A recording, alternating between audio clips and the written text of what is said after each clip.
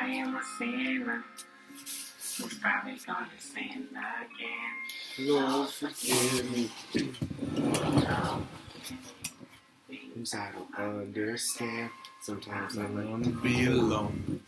Alright, so we just got done watching Young Sheldon episode 11. Yep, season 1, episode 11. And as you can tell, we're listening to Good Kid, M.A.A.d City. This is Kendrick Lamar. A studio album. m.A.A.d. I believe was his first studio album? Well, Section 80 was like kind of his like. Was that a studio album though? Section 80 wasn't. Yeah, this is the first studio album. 2012. This was on, I believe, Interscope. Was this pre-Top Dog? No, it was Top Dog as well. Yeah. Okay, but that's a kind of subsidiary. Whatever. He was like, this is Dre, whatever. Kind of thing.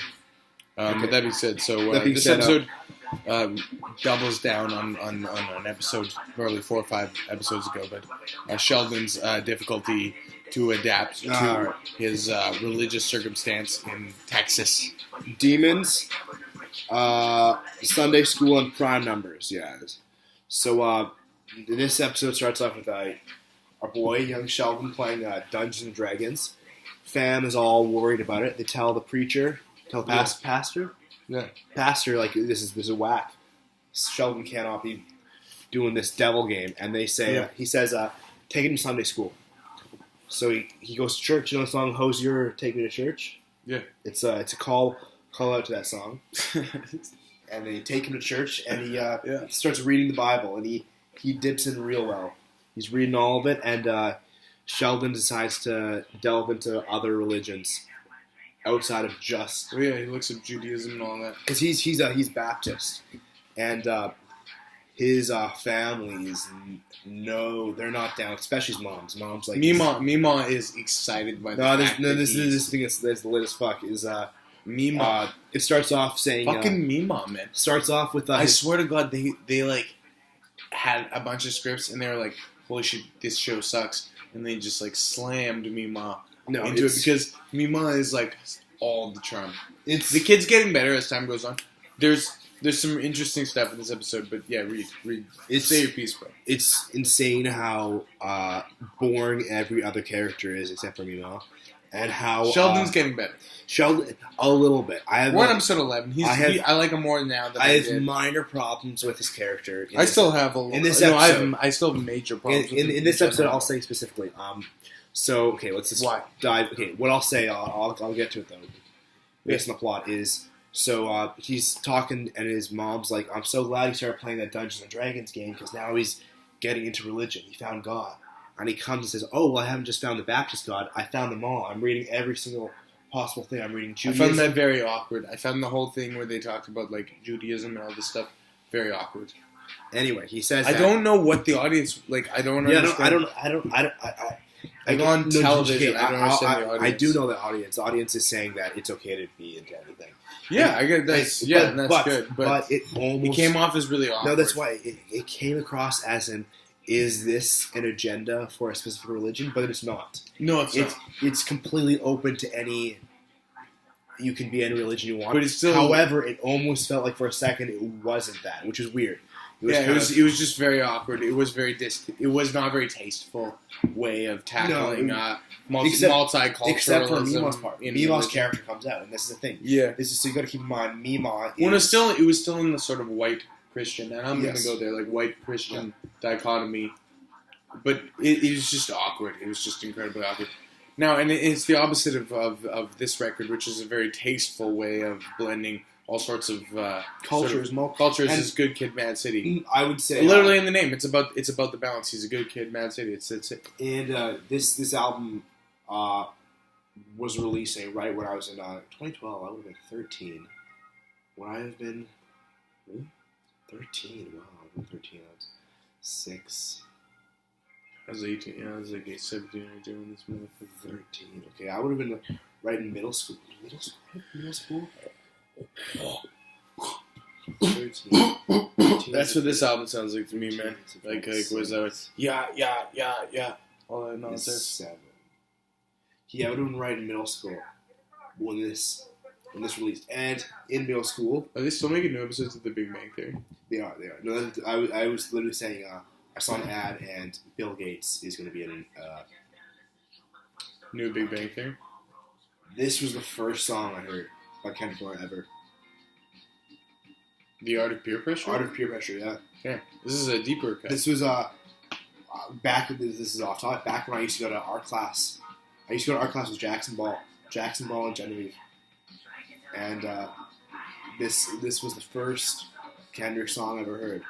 Homies right now.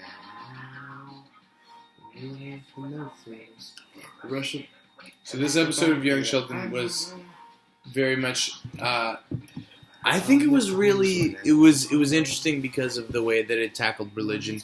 It was about Sheldon being this hyper intelligent guy. So before, in his hyper intelligentsia, like in the earlier episodes, first 5 or 6, there was him tackling religion and being very practical and logical about cutting out saying there's no way that your version of God exists at all.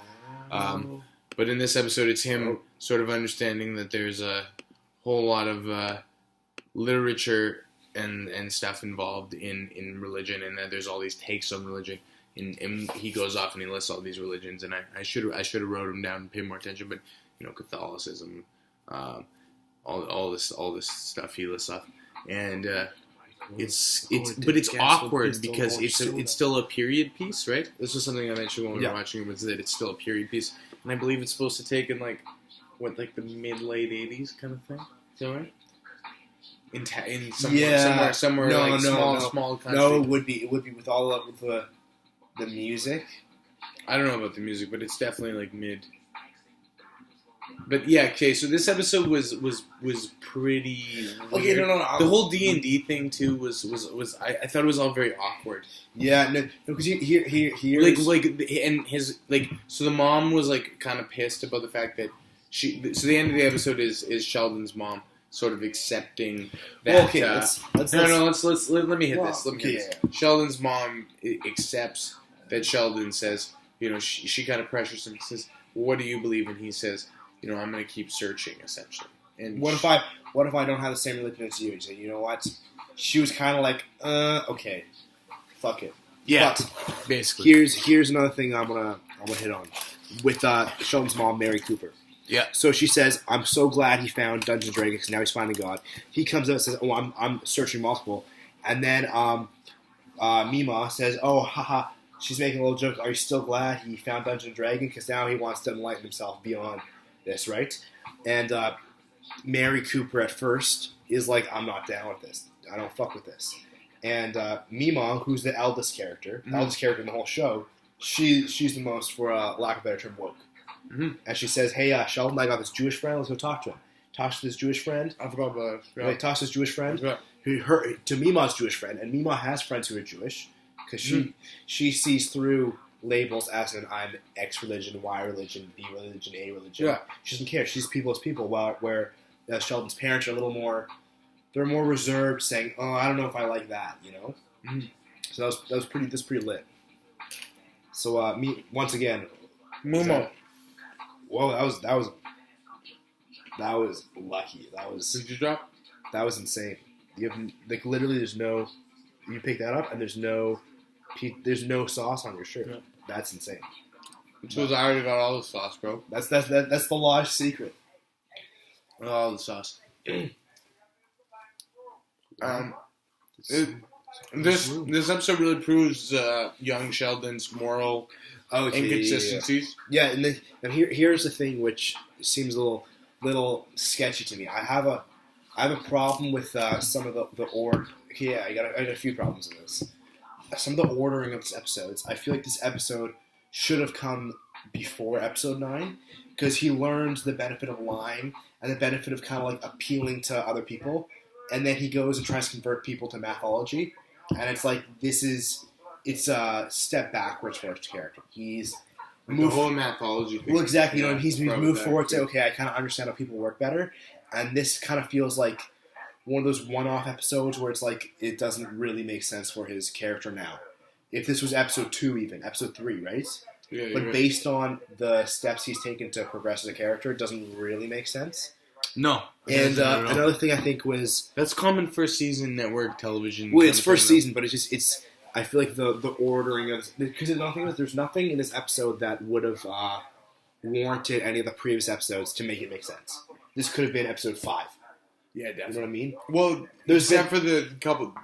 Yeah, episode 5 it could have been. You know what I mean? Like maybe not right because he needed the one buddy established. Everybody else was his friend. Yeah, exactly. But like, and then my only other like major complaint. Well, I wouldn't say my only other, but a big complaint of this is a Backstreet Freestyle.